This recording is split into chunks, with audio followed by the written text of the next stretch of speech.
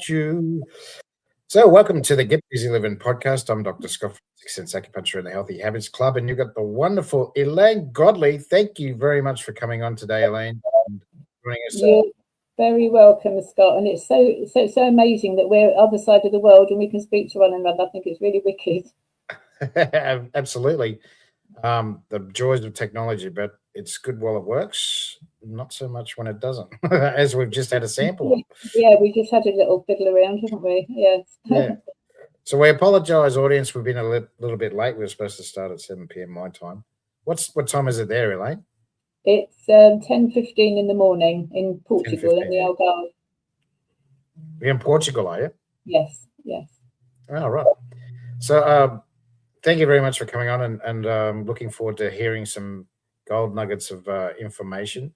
And we appreciate your time, and thank you again for coming on to the Get Busy Livin podcast. Welcome. So I'll kick off the podcast with the usual question, Elaine. So tell us, what gets you out of bed every morning, Elaine? Just the fact that I'm still alive. I was given less than a year to live 11 years ago. So wow. The very fact that I wake up in the morning is a blessing. Wow. Okay. That's a pretty good reason to get out of bed every morning. And yeah, that's the usual thing is that's what I think drives a lot of especially health coaches is what do you call it? Well, it's bad luck. I suppose you call it bad luck or just adversity. Adversity tells us that we need to survive and you need to do something about it and quickly. Yeah, but I'm a great believer that in every dark cloud there's a silver lining. And I've had 3 or 4 different cancers. The biggie was stage 4 Hodgkin's lymphoma in 2015. And I had 2 previous breast cancers, and clearly I wasn't listening enough to the messages I was getting. And I did some more studying and training and this and that. So I've been helping people health and wellbeing for about 15 years now, but I've been doing behaviour profiling over 30 years. So what I've done now, and really to properly answer your question, what gets me out of bed in the morning is the fact that I can show people how their behaviour is affecting their health and wellbeing, and I've got ways to show them what they can do to get out of jail with it. Get out of jail, absolutely. So you sort of touched on it already. So that leads me to my second question. What gets you into, health coaching? And you're also a DISC specialist. Yeah. So DISC, you're talking about DISC profiling, is that right? Yes, yeah. So that's what I've been doing over 30 years. I've done all kinds of things. I've run law firms, accountancy practices. I've done all kinds of corporate stuff and charities and all sorts in the proper, booted and suited world. But I came to health because of my own story. I fixed a incurable kidney disease. So I was a competitive swimmer when I was younger, and I was training twice a day. I represented my county at national level in the UK, and I kept on getting waterwork infections or projectile vomiting would just happen with no explanation, and I got lots of misdiagnosis in my teens. And eventually, when I was 22, I got blue lighted in an ambulance to an isolation ward in a hospital in London. They thought I had typhoid. Well, lots of prodding, poking about, they discovered that I've got something called medullary sponge kidneys. It's where your kidney tubes at the bottom of the kidneys don't pump out properly. So the silt and muck from the filters were just gathering there, and they would either just, I would projectile vomit with no warning, or I would have a waterwork infection. And then it was put down to the swimming because I was, training twice a day, etc. Anyway, I was told that the condition was incurable. I was born with it, and I'd be on medication for life. So at the age of 22, I started on, what do they call those things? Antibiotics. So antibiotics were prescribed, and then over a period of years, 2 or 3 years, they worked out that one antibiotic wasn't right. So they put me on a rotating 3-week cycle. I'd take one for a week and then another, and then start again. And when I had my daughter, I was in hospital for 10 weeks while they were regulating the medication and so on. And I knew no different. I was the same as most people. You believe the doctors, you go along and they know what they're doing. Well, actually, that's not always the case. So I went along with it. I didn't know any different. And then in my 40s, I was introduced to a chiropractor, and his girlfriend was a nutritionist, and she introduced me to hair analysis, which I do now with clients. So I did the hair analysis, and she guided me on what nutrition I should be eating and so on. So with no medication whatsoever, no medical background, but their guidance from chiropractic and nutrition, I gradually had the confidence to take myself off the medication. And I think it was probably about a year, 18 months, I gradually reduced, because obviously I was on high dosage and for a long time. So I did it very carefully, but I did it myself, just following my intuition and their guidance. So then I had a test, and my kidneys work better now. I'm 69 now, so this was in my 40s, early to mid 40s. So I've never taken knowingly taken an antibiotic ever since. So that's kind of how I got into health coaching. I wanted to know more, and as I say, what I've done now. I've created a combination between behaviour profiling and the hair analysis, and then also blood analysis for those people who want to go deeper. So it's an unusual combination, and I've created an academy. So I'm now training coaches in how to do this. So we mentioned before we were on camera that I find it quite stressful when I've got somebody who's got cancer, because I know what it's like, been there, done that, a few times, and how scary it is. And when you see, you just know that somebody's behaviour is contributing big time to their health problems. And I just so want to help them, but a lot of people aren't listening. They're just going along with the normal doctors, as I did. So it's it can be a scary place, but I get emotionally exhausted with it. So I've figured out a way now with the hair analysis, behaviour analysis, just those two things, and AI. I can create some wonderful, hard-hitting pieces of information for them to follow without exhausting myself. So I'm feeling quite chuffed, and now I've figured a way how I can train other coaches to do the same thing. So I'm reinventing myself then, in other words. Yeah, well, I see that you call it the Godley Healing Method. So Yeah, that's the Godley Health Method, yeah. So well, that's amazing. Especially you've had four types of cancer, obviously different regions. Yeah, and different areas. Well, 2 breast cancers to start with. My second breast cancer was a con, really, because I had in 2009 I had a mastectomy and reconstruction, and again going along, it turns out I didn't even have freaking real cancer. It was DCIS, which is now known not to be cancer. It's pre-cancer, but because my right breast was so full of all this, there was no option. I didn't have a discussion. It was basically, would you like which of these implants would you like? And the nurse wheeled in a trolley with all these different implants, or do you want your own body? So I said, I'll definitely have my own body, thank you. I'm not having any of that stuff inside me. But there was no discussion. It was like, you have high grade DCIS, and of course, again at that time, I still wasn't au fait as I am today, with all the whys and wherefores, and the fact that the doctors, not knowingly, but they're not curing anything. They're managing things, whereas we are in control of our own body, and our body heals. You just have to give it the right environment, right mindset, right environment, and off you go. Bingo. There's a saying in Chinese medicine: there's a cure for every disease. You just got to find it. Yeah, totally. What they're basically saying is it's written down somewhere. You just got to find out where it's written. Yeah. So yeah, you're exactly right. And I was going to say, yes, I went through the same thing with my mother. She had an aggressive type of urethra cancer. From diagnosis to death was 6 weeks, and basically they just kept cutting her away. And the more questions I asked, the more they just tried to push me away. preventative questions. How do we prevent this? What can we do to besides surgery? Can we, and they just didn't want to converse with me about that. It's not their fault. They're not trained, are they? It's their training. No. They're trained by the pharmaceutical companies who fund the health research and training and all the rest of it.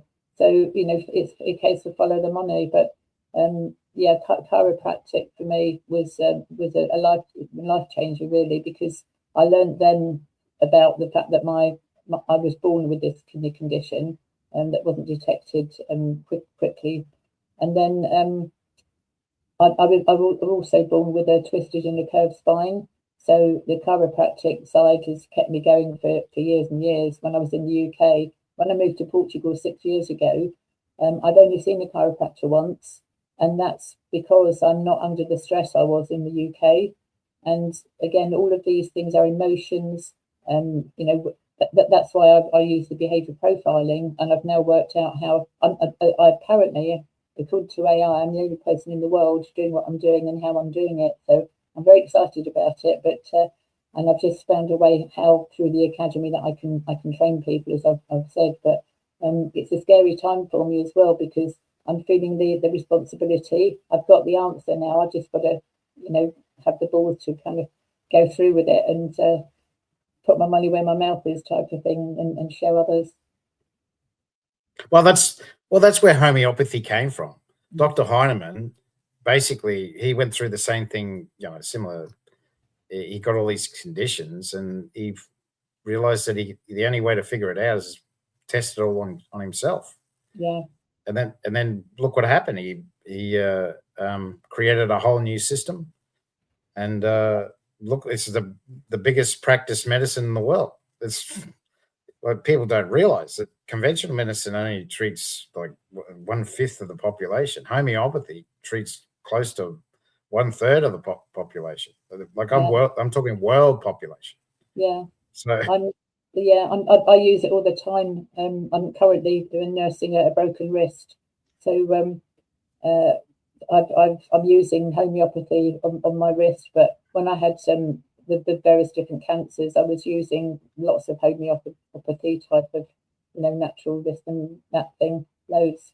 And I was under we used to have a homeopathy hospital in the UK, which got closed down, of course, by peer pressure, from the big pharma. No, they weren't. Yeah, amazing. So I was under a doctor there, and it was. I believe in the integrative approach. So there is a place for medicine, emergency medicine, and so on. Like my wrist, in the emergency room, that's where you're grateful that the doctors are there. And I broke my ankle last year as well. So thank you very much, for the help. But in terms of prevention, there is no alternative unless you take things in your own hands, or you study something, or somebody guides you, and so on. But there's enough of us now all speaking about the integrative method and the natural methods and prevention that more people will survive if they stop taking these interferences, shall we say, in their body. Every time your body is interfered with, it gets stuffed up. Your immune system gets affected. Yeah, well, this is the way I explain conventional medicine versus Chinese medicine. So conventional medicine was created on a battlefield. That's where they created, that's where they learned the most about what they do today. So it's all about surgery. So they're very good at putting you back together. That's what they're very good at. Why? Because they learned it on a battlefield. So if you cut your hand off, you split your head open, they're really good at putting you back together. They're fantastic at it. But when it comes to anything long-term, chronic, they're terrible at it. Literally terrible at it. Yeah. So what Chinese medicine was created in the emperor's court. So the physician for the court had to look after everyone. He had to make sure, he had to use preventative measures. He had to, make sure that their concubines were fertile. He had to make sure that the emperor was fertile. Because the bigger his family, the more heirs he had, the more power he had. Same with the soldiers. He had to make sure that they were ferocious, that they were in top physical shape. because they had to defend the court. And also the ministers that came in, they came to see the emperor to give their instructions from the emperor and negotiate. And he had to make sure that they were healthy as well, and their entourage. So everyone, including the eunuchs and everyone who supported the emperor, he had to make sure that they were all healthy. So that had to be, he had to know what was going on. And if he didn't get a result, he lost his head. Yeah. But they were meticulous. That was one thing about the emperor's court, was they were meticulous with documenting everything. They made sure that everything was documented. And yes, but sometimes the emperor would pass and then the physician would lose his head, but the next physician would come along and go, oh, all right, I see what he did here. I see where he went wrong. And they read the notes, and then he'd write his own notes and go, oh, well, this is what I do instead. So that, yeah, it's totally different. That's why Chinese medicine is better at chronic issues, because it's a different theory. It's a different idea, a different way of approaching, a different strategy. Yeah, that was a great explanation about the origins. That was really helpful. Thank you. Every day's a school day. Same with homeopathy. It was basically, he was trying to prevent people from getting ill. He knew that people are going to get the same problems, because he could see it everywhere. Dr. Heinemann saw that everywhere he was getting. I did an assignment on him. That's why I know so much about him. And yeah, he could see that, in his town where he lived in Germany, he was seeing the same things over and over. So he realized that you could use certain herbs, because that's basically what it is. They're using herbs, but they water it down. And how that works, I don't really understand. Yeah, it's the magic in itself, isn't it? And there's also another German doctor who I've learned a bit about, Dr. Hammer, who believed he was in prison because of his beliefs. The fact that every trauma in the body, physical trauma in particular, is as a result of an emotional trauma. And this is where the behaviour comes into it in my method, because, for example, you've got people who are introverts, people who are extroverts, and they are predisposed. We're all predisposed to certain health conditions. And the extroverts are predisposed to blood pressure and high blood pressure and that sort of thing. The introverts, internal conditions, because they're holding on to things. They're keeping everything close to their chest, and arthritis and gut issues and that type of thing, IBS, etc. So it's not rocket science, is it? And this is bleeding obvious, but we're not taught this. No, and that's what I say is all the emotions are controlled. In Chinese medicine, we view it that the emotions are controlled by our organs. So perfect example, anxiety is surrounded by the heart. So if the heart is, if there's a valve issue in the heart, or there's atherosclerosis in the heart, then there's going to be issues with anxiety. Palpitations, see, they go together. Yeah. And same with depression. If you've got a fatty liver, which I'd say a fair percentage of the Australian population got a fatty liver and they don't even know they got it. And that causes depression. So it's the same with PTSD. So it's to do with the kidneys and the adrenal gland, because it's about that adrenal release, cortisol, epinephrine, and adrenaline. But in Chinese medicine, kidneys and adrenals are one.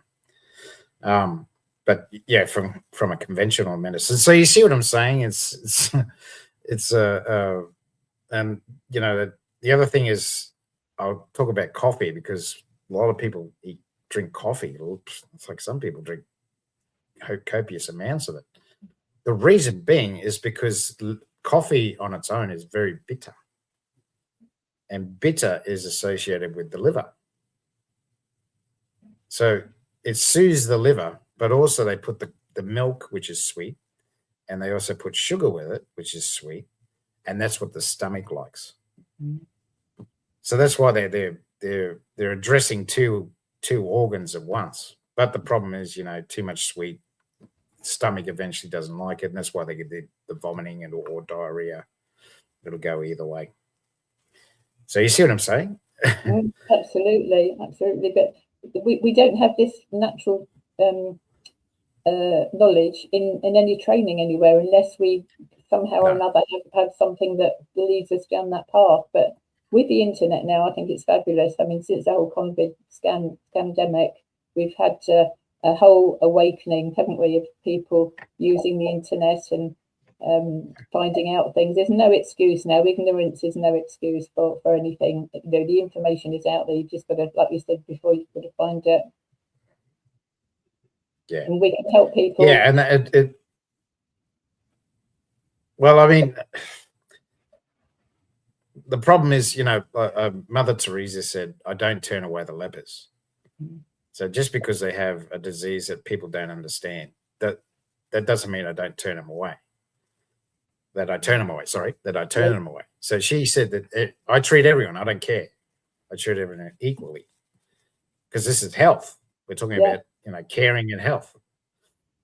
So when, I don't know if that happened in England or Portugal, but here in Australia, when the virus first came out in 2020, I call them the silly years. Yeah, the silly years, yeah. And 21 as well. Yeah, they did it in 21 as well. They were turning people away. The medical centers, the smaller medical centers, they were turning people away. Why? Because they didn't want to get infected. So where they send them? They send them to hospital. And killed them. Of course, so then, of course, hospitals got overloaded. They're already overloaded. They call it ramping. So that's where the ambulances basically just wait for hours on end, and people, you know, many people. So people were just walking away. So I think people started to realize after that the healthcare system wasn't exactly there for us when we really needed them, because that's really the crunch time. Yeah, it was scared us a great deal, to the point where they wanted us to have a vaccine for it and rush that through.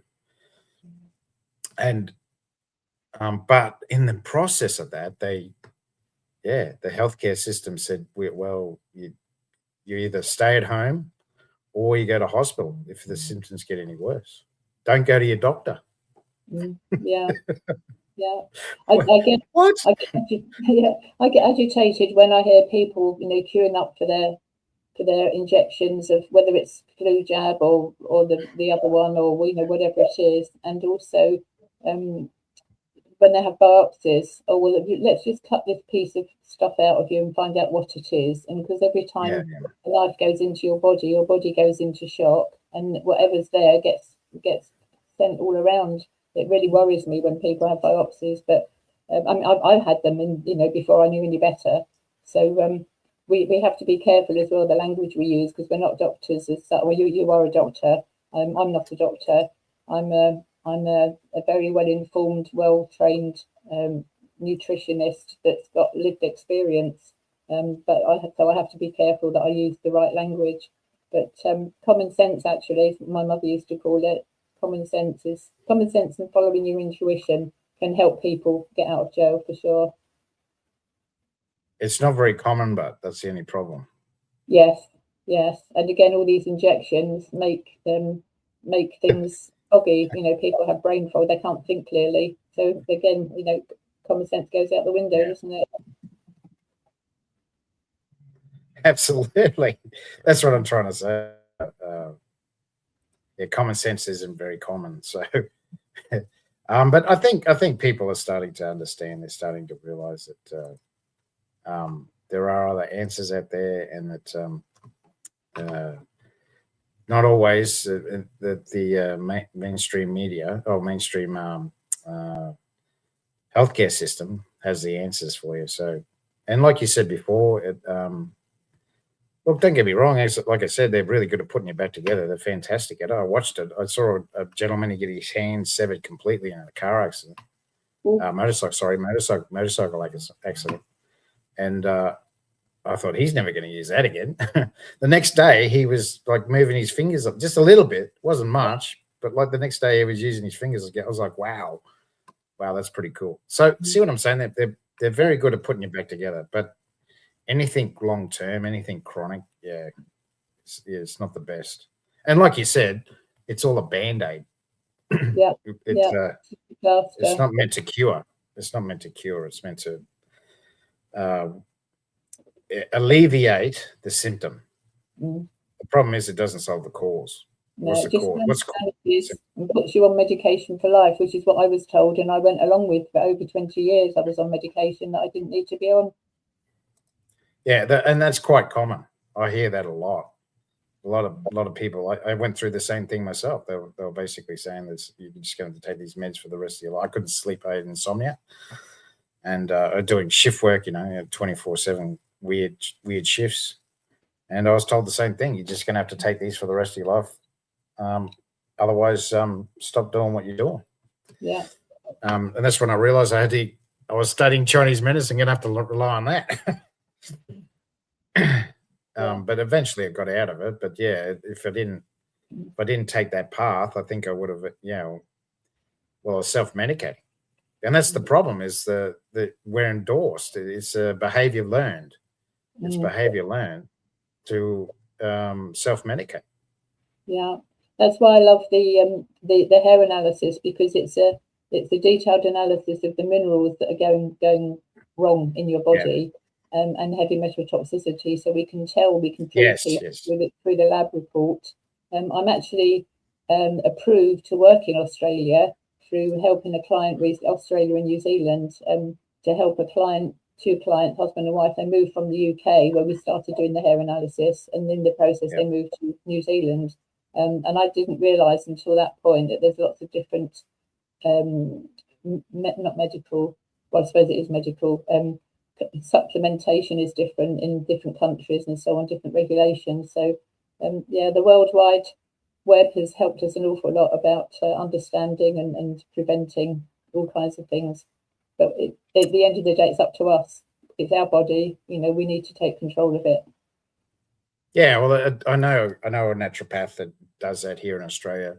He uses the hair analysis and like you said, the blood analysis as well. Yeah. To conclude and confirm, I should say. Yeah. Confirm a diagnosis and totally different way of treating it. Absolutely, totally different way. Yeah, the blood tends to look at more at the organs and the structure of the body, whereas the hair analysis looks at the minerals. And again, adrenals, thyroid, all kinds of things can be seen. Fatigue and whatnot, by depression, by the minerals that are out of kilter. And when people see that, a lot of people, for example, take zinc and magnesium because they've heard somewhere along the line, Fred down the pub has said, "Oh, you take these, it made me feel better." Well, everybody is different, and unless you know what the makeup is of your body, if you're a fast metabolizer, a slow metabolizer, a healthy meal for one person could be poison for another because of their body's makeup. Especially magnesium, huh? You can go straight through you. You can go straight through you. Yeah, and I think 5 different types of magnesium. So, yes. How does the average person know what to get? Is it going to help with my cramps? Is it going to help with sleeping? What's it going to help with? And the chemist shops that sell this stuff, or supplement companies, very, very rarely ask the question, "What do you need it for?" I'm just taking it because Fred told me, and he's given me a picture of the bottle, and I want this one, please. And probably doing more damage than not taking anything at all in some cases. Yeah, exactly right, Elaine. That's a very good point. That everyone's different, and like you said, everyone processes these minerals in a different way. And like you said, there's 5 different types of magnesium. Same with zinc. But if you can get it in nature, it's a lot easier to absorb. Yeah, but that's as a nutritionist, that's where I come in with the food. I much prefer to guide people on foods, but it depends where you shop. If you're buying organic, if you're growing your own, there's lots of different levels of food these days as well. And sometimes in the shops, what they call food isn't food; it's a chemical concoction of nonsense. Yeah. I like the they have it in a jar and it's in a tablet form, and they say this is all natural. I'm thinking, hang on. Yeah. If it's all natural, then why is it in a tablet then? Why? Yeah. Yeah. It's effective marketing. It's effective marketing. That's what it is. Yeah. Yeah. Very, very good. Very good marketing. And also, a lot of people don't realise that the big pharma companies now own a lot of the nutrition companies. They own the supplement companies. So they get you one way or the other. Yeah. Yeah, that's right. And then you go into nutrition loss. So when they do pick certain vegetables or fruits or whatever they're trying to extract the vitamin or mineral from, the problem is like broccoli, for instance, only holds its vitamin intake for 1 hour. If you don't eat it within 1 hour of it picking it, it loses 50%. I think within 2-3 days, it's like 80% lost its vitamin. Amazing. Yeah. And many foods are the same. Also, it depends when things are harvested as well. And the times of the moon and times of the month and this sort of thing have an impact. That's where quite often frozen food is often better than some fresh that's been in a lorry for goodness knows how many hours, and the nutritional value is depleting even further. So yeah, lots of things to talk about food and nutrition. It's not just there's a piece of fruit or a vegetable. Everything has a story, especially people. Well, you only get the choice of 3 macronutrients, and you get the choice of a lot of micronutrients. But the problem is a high percentage of your diet is macronutrients. So the micronutrients you don't need a great percentage of in the whole scheme of things. So if like you said before, it's better if you can get it naturally. It's so much easier. But what was I going to say?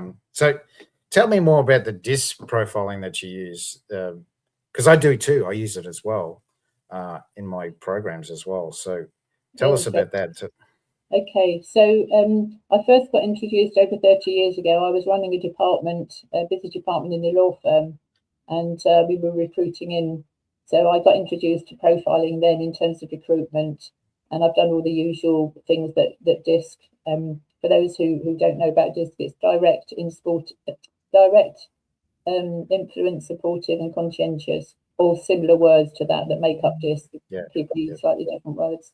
So we're looking at typing, but it's not about putting people in boxes. It's about looking at what their blend is, what their leading blend. Yeah, that's right. It's not just one, is it? There's like 2, maybe 3. Yeah. And then there's adaptive as well. Then there's adaptive. Absolutely, yeah. So what I've done over the years, I've created my own version of DISC. For 20 years, I paid somebody else to use their license, and eventually, at the beginning of the silly years, I managed to find an IT developer who cracked the code. So I've got my own version of DISC, which I've trialed with various different organisations, and I'm particularly keen on this shift. So the adaptive that you were saying. So typically, for the listeners here, we have our own behaviour profile, our own pattern of behaviour that is more or less sealed by the time we're 7 or 8 years old. Then we go through life as this person, which may or may not be us, but we're conditioned in certain behaviours. Then we go out into the public world or the workplace or wherever, and very often we behave differently. So what I concentrate on is the gap between who you are naturally and who you are currently presenting as. And that gap, that's where all the health issues arise. And I can prove that time and time again. A lady this morning that has come to me, she has a cancer diagnosis, and her behaviour is just she's almost off the scale with her high S, which is very kind, calm, considerate, thoughtful, lovely person. However, she's scared rigid, and the result of that is making her behaviour, she's manifesting her behaviour in a different way to who she is naturally, and that's causing internal problems and fear and So she's her own worst enemy, but she's also very stubborn, which we can see from the behaviour pattern. So it's a story. Everything has a story, whether it's a piece of fruit that's just been picked and now isn't worth a life, or whether it's a person's body. There's always a story behind, and when you can get to that story through coaching and mentoring, and then proving with the disc analysis, with the hair analysis and bloods, if we go down that route, and then people can see, we're not, a lot of nutritionists will just guess, oh, well, let's try this and let's try that, and they'll go on symptoms. I don't do that at all. And that's what doctors do. A doctor, I have clients that I've trained over the years in disc profiling. I've got a client who is, a couple of clients who are high street doctors, and they use the profiling system to recruit in, but they're coming around to the health aspects of it as well. And it's interesting, no matter who I talk to, whatever field anybody is, when it's explained to them, the two different personalities, us at home or us out in the big wide world, and where that difference is, our levels of stress, if they are beyond what our adaptive nature is, that's where the trouble is. But it's not just me saying it. I've now got proof evidence and can back it up with a mineral analysis and all the rest of it. So I'm helping more people a lot quicker now. Now I've got this method, and I've got it sorted, and with the help of AI, having interpretive AI results as well from the profile. So I've created an academy, and I've been trialing it for the past year, and we're now opening the doors to more coaches, and I start my next coach training very soon. Very cool. Very, very cool. So I see also you're a keynote speaker. So Yes. you talk about the Godley Health Method? Well, I will be. Now I've got it sussed. Yes, I will be. It's the Godley Health Method is just a name of stuff that I've been doing for nearly 30 years, on and off. But now I've given it a name, it's much easier to explain. It's bizarre, really, isn't it? But there we are. Because I wasn't clear what I was doing, and now I'm clear. Everything is a lot easier. Yeah, I talk about resilience, natural health, and resilience. They're the key things, and obviously I'll be including the Godley Health Method now. Yes, when I look a bit better, I look hideous today. I couldn't see myself on the screen because I've got a broken wrist. I can't do my hair, and I just have to make do and mend. But life lessons. Hey ho. Well, okay. You should see an acupuncturist. Actually, acupuncture would be really good for the pain, especially in the wrist. I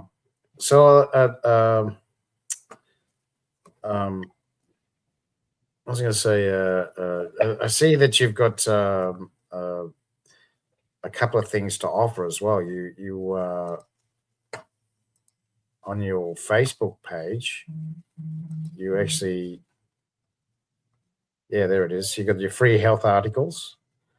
You got an online magazine, and you got a podcast. Yes, I do. Yeah, so I interview all kinds of people as you're doing with me today. I do the same. I used to have a radio show when I was in the UK, and I used to do a live health radio show every week, and I'd have people coming in the studio.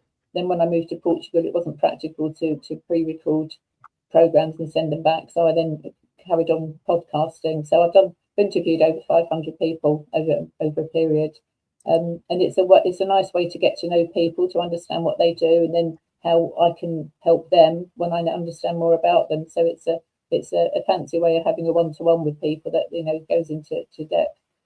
But I've also created an app that's got hundreds of free health articles that people can access.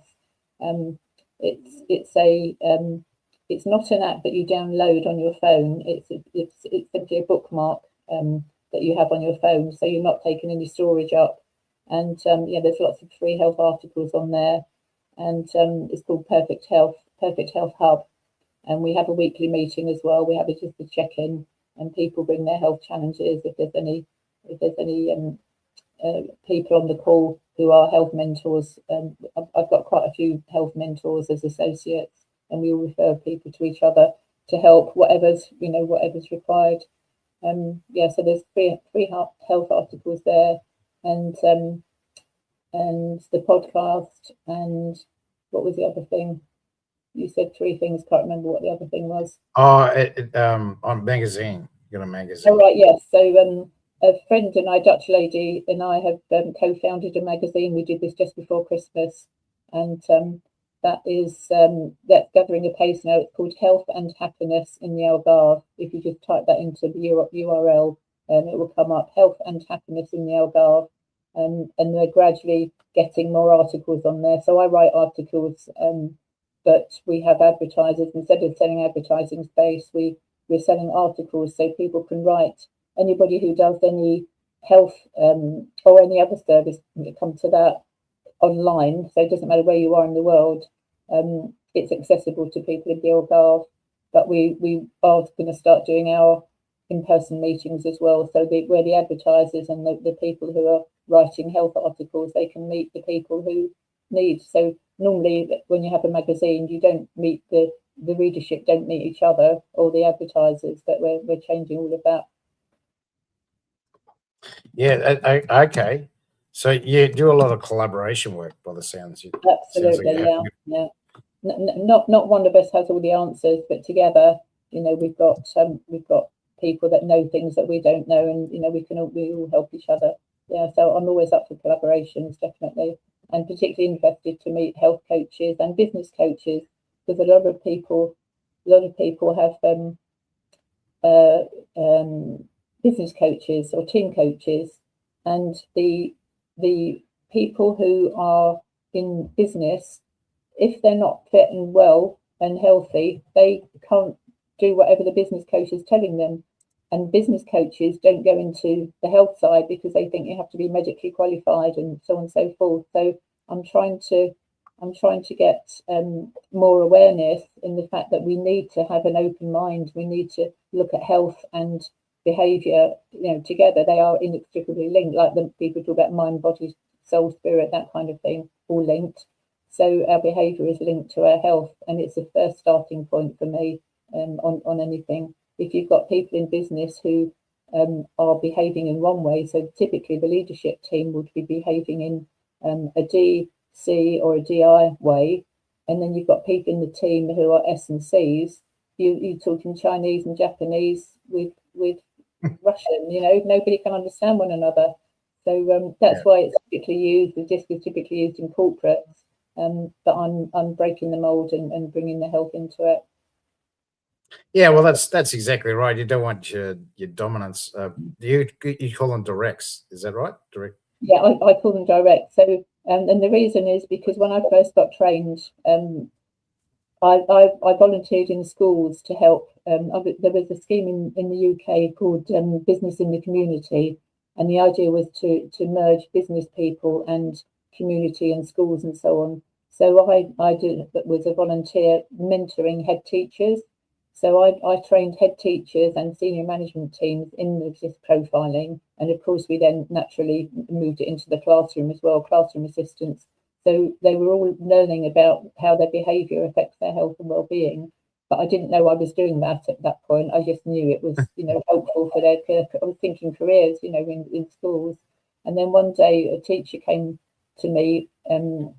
She said, "I love all this DISC stuff. I've used it a lot in my own school, my own management team. However, I want to get it with the kids, but they're only 5, 6, 8 years old. How can we do it?" So we came up with animals. So when you get a profile in my system, there's a section there where we've got 4 different animals. So each style represents an animal, but then also changing the wording, because some of the wording, when I was first giving people feedback who are dominant, they'd go, "I'm not dominant," showing that they were dominant. And I thought, oh, blow this for a game of soldiers. And I trained about 16 people. We were all helping in schools, on a voluntary basis. And we did a brainstorm, so we changed the wording. Instead of dominant, we changed it to direct. Instead of what's influencer? What's influence is the same? No, we changed that to inspiring. Inspiring, yeah. And then steadiness, we changed to supportive, and then compliant we changed to conscientious. So we use softer words that still mean the same thing, but they're not confrontational. Or people who are S and Cs, they go, "Oh, I sound really boring." And then people who are D's would go, oh, I'm not like that. Nobody says I'm like that. Well, because nobody's got the balls to tell you that you're like that. So we get, as my mum used to say, there's more than one way to skin a cat. Yeah, well, that's exactly right. You don't. I know in business you can't have a dominant or a direct. In admin, you want your steadies in admin. You want your conservatives in like contract law or HR or something like that. The attention to detail. Yeah, absolutely. And obviously your dominance, you need them in leadership roles because there's, and of course your influencers, you want them in your sales and marketing. Yeah, absolutely. I did a bit of research recently. Sorry to cut across you about the types of styles worldwide. So in English speaking countries, the most common style is the high S, which is where the high stress is. The higher the S, the more stressed the person is, and the more likely they are to be suffering from health conditions. So their S could also stand for sick, I suppose, but we use supportive. But they're very kind, loving, caring people, very loyal, and they support other people, but they don't support themselves. So as a result, they get ill, and it happens all time and time again. So I did a bit of research, and I asked AI to tell me which is the most common styles in the English-speaking countries, and it broke down Australasia and America and UK, and so S is the highest, D is the least common, and yet we need Ds to lead. So we've got people in leadership roles who really shouldn't be there, and they're sick as parrots because they're not working to their strengths. They're trying to be something that they're not, and again, that's where the gap between the internal and the external comes, and we can see where the stresses are, and we can show it on the reports, and then the hair analysis proves it because their adrenals are up the spout, their thyroid's wonky, the whole piece is there in black and white. Yeah, and that's exactly right, Ed. Yeah, I'm very aware of that because I'm a steady as well, steady conservative, but I'm a steady influencer in my workplace. But that's adaptive. So, but the problem is I find it hard to lead. So I have to check myself all the time. Yeah, I can do it. I can lead, but it's not something that's natural for me. So I understand what you're saying. It's the steady in me wants to please everyone. But the problem with that is you got to please yourself first, because how can I look after others if I don't look after myself? Yeah, and that's a hard lesson for a steady to learn. Yeah, absolutely. Yeah, you have to put your own oxygen mask on first, but we're conditioned to believe that that's a selfish thing to do. Well, it's not selfish; it's self-care, isn't it? Again, the interpretation and the education. Well, yeah, and that's and as I said, you still look after others, but you got to look after yourself. Or if you don't, then you're going to be useless to them, and then they're going to have to look after you. Yeah. That's the catch-22. That's the catch-22. Everything goes around. And that's why I work, because I worked in hospitals. I work with nurses, and I love you nurses. Don't get me wrong, I love you nurses, but you guys, you're getting paid to look after everyone else except for yourself. That's the problem. Yeah, they find it very hard. They find it hard to reach out.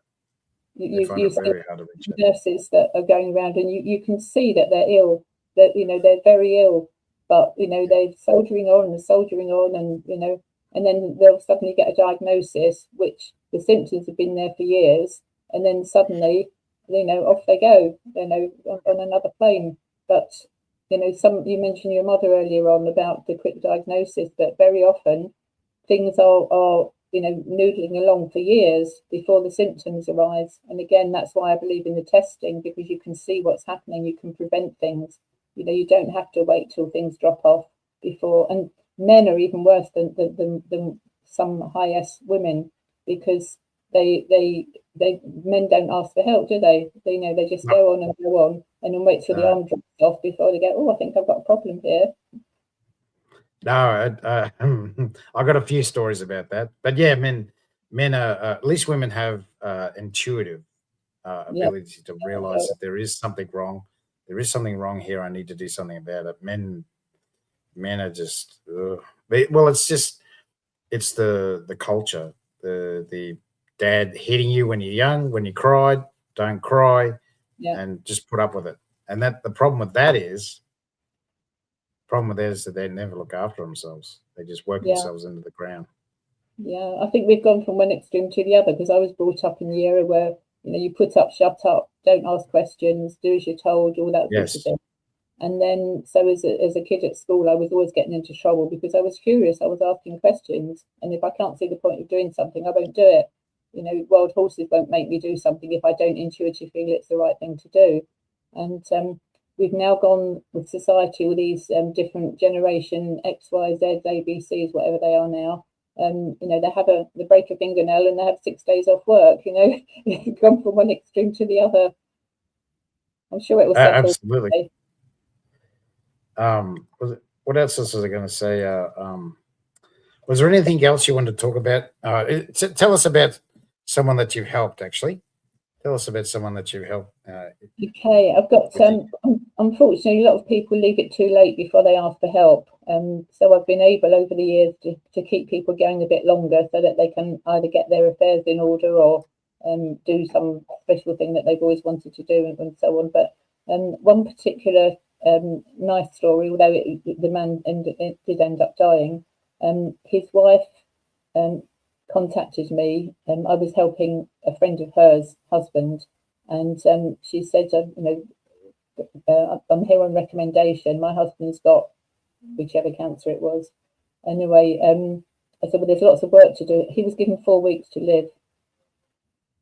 Sure, it was either 4 or 8 weeks. I think it was 4 weeks he was given to live by the medicals. We kept him going for 11 months and 11 days.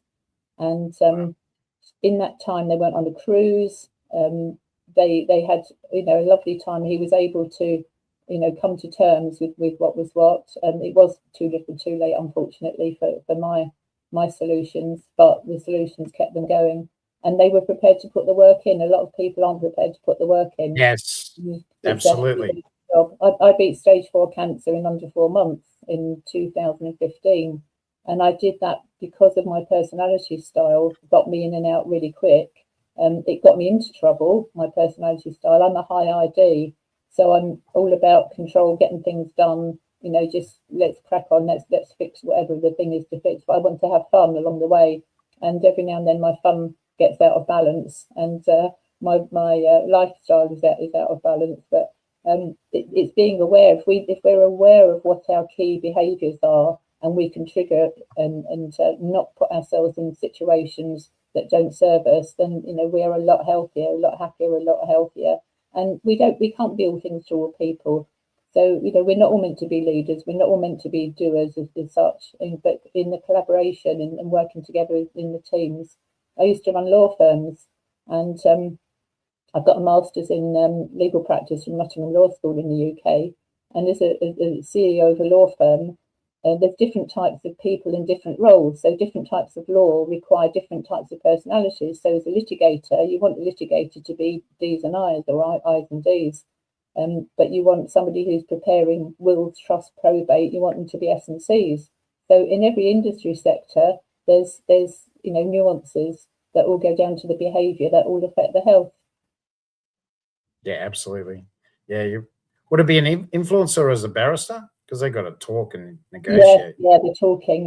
Yeah. I&D. Yeah, I watch. I was in the police at one point as well. I've got a very, very short police career. My dad was a police inspector, and I grew up in that environment, and it was naturally thought I would go there. But I was between divorces, between my first and second husband, when I applied, and they said, no, we don't. We can't have any of that going on. When you're sorted, come back and apply again. But in the meantime, please be a special. So I was a special for a while. I'm gone off piece now. Can't remember what the question was. So um, who have you helped? Who have you helped? yeah. So so that was the original question. Yeah. So that was one guy. I've got lots of thank you notes from families where they've and I've been mentioned lots of times in sadly the I don't know what they call that thing when you go to a funeral in the church, and the eulogy, is it, where they're saying, "Oh, Fred was a lovely Eulogy. person." Yeah, Yeah, that's eulogy. it. So, many times people have said, "Oh, we all need to have an Elaine Godley in our life because she kept us going, she kept us with hope." And if you've got hope and belief, you can get through all sorts, which is what got me through. So my personality style got me into trouble, but it also is the thing that got me out of trouble. But yeah, I've got lots of nice stories now. So I'm working more now on prevention rather than fixing people with cancer. And also I've learned a lot about me because with my I and my D profile, I just want everybody just to this is what to do, this is what I do, this is how you do it, just go on and do it. But people aren't like that. The S's, they sit on the fence and they and ah, and then they want more detail and more investigation, go down more rabbit holes. In the meantime, their body is being ravaged by whatever the thing is that they've got. So to me, it's all about prevention.